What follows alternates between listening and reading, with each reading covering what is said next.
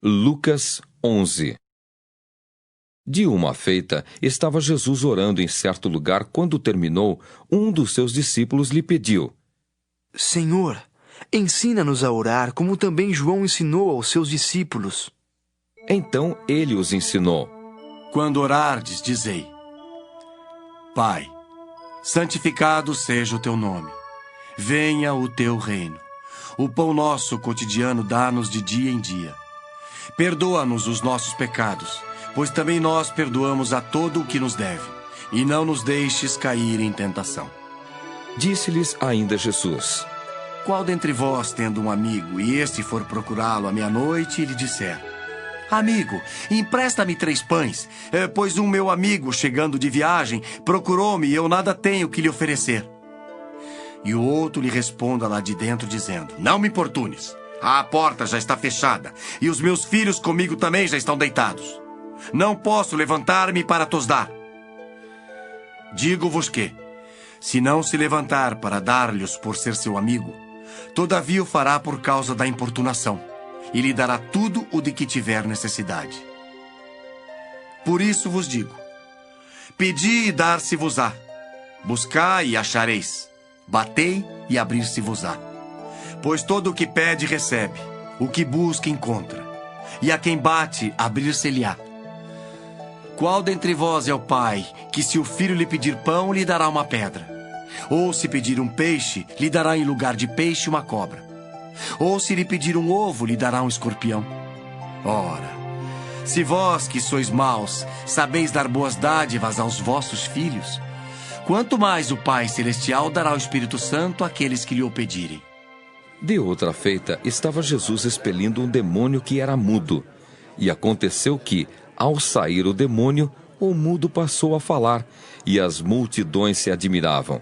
Mas alguns dentre eles diziam: Ora, ele expele os demônios pelo poder de Beelzebu, o maioral dos demônios. E outros, tentando-o, pediam dele um sinal do céu. E sabendo ele o que se lhes passava pelo Espírito, disse-lhes: Todo reino dividido contra si mesmo ficará deserto, e casa sobre casa cairá.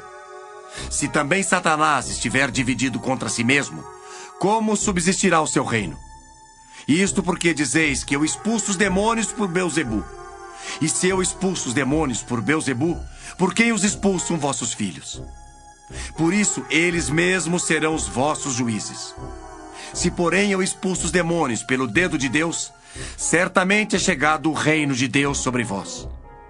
Quando o valente, bem armado, guarda sua própria casa, ficam em segurança todos os seus bens.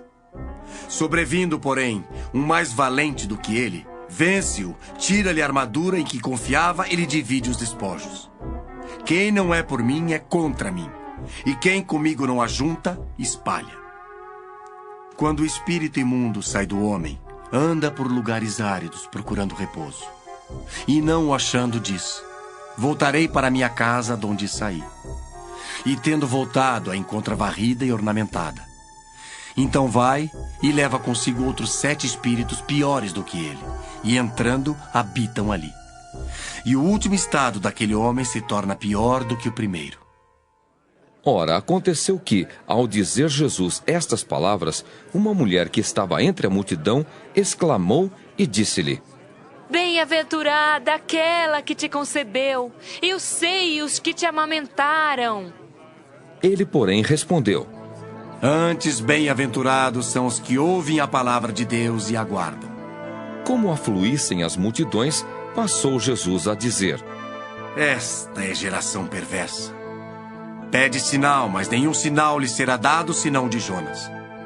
Porque assim como Jonas foi sinal para os ninivitas, o Filho do Homem o será para esta geração. A rainha do sul se levantará no juízo com os homens desta geração e os condenará, porque veio dos confins da terra para ouvir a sabedoria de Salomão. E eis aqui está quem é maior do que Salomão. Ninivitas se levantarão no juízo com esta geração e a condenarão, porque se arrependeram com a pregação de Jonas. E eis aqui está quem é maior do que Jonas. Ninguém, depois de acender uma candeia, a põe em lugar escondido, nem debaixo do alqueire, mas no velador, a fim de que os que entram vejam a luz. São os teus olhos a lâmpada do teu corpo. Se os teus olhos forem bons, todo o teu corpo será luminoso. Mas se forem maus, o teu corpo ficará em trevas.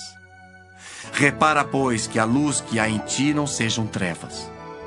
Se, portanto, todo o teu corpo for luminoso, sem ter qualquer parte em trevas, será todo resplandecente como a candeia quando te ilumina em plena luz.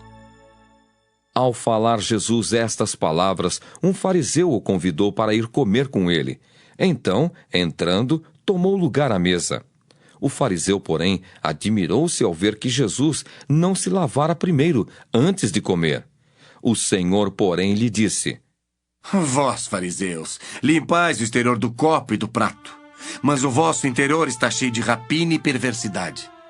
Insensatos! Quem fez o exterior não é o mesmo que fez o interior?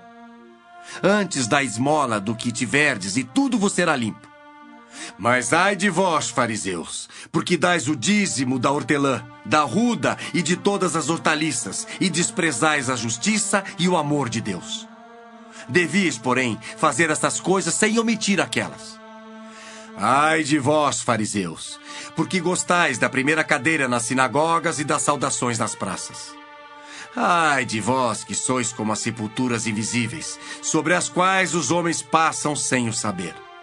Então, respondendo um dos intérpretes da lei, disse a Jesus: Mestre, dizendo estas coisas, também nos ofendes a nós outros.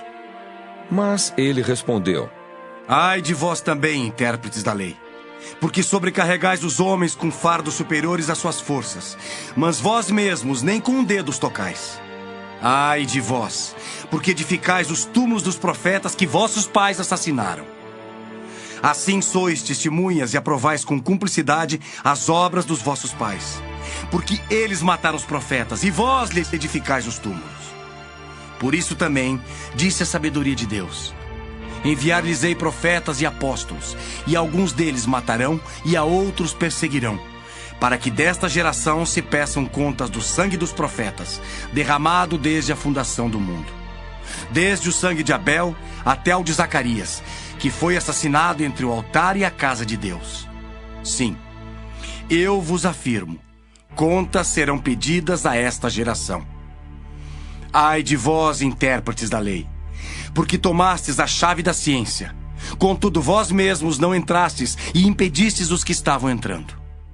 Saindo Jesus dali, passaram os escribas e fariseus a arguí-lo com veemência, procurando confundi-lo a respeito de muitos assuntos, com o intuito de tirar das suas próprias palavras motivos para o acusar.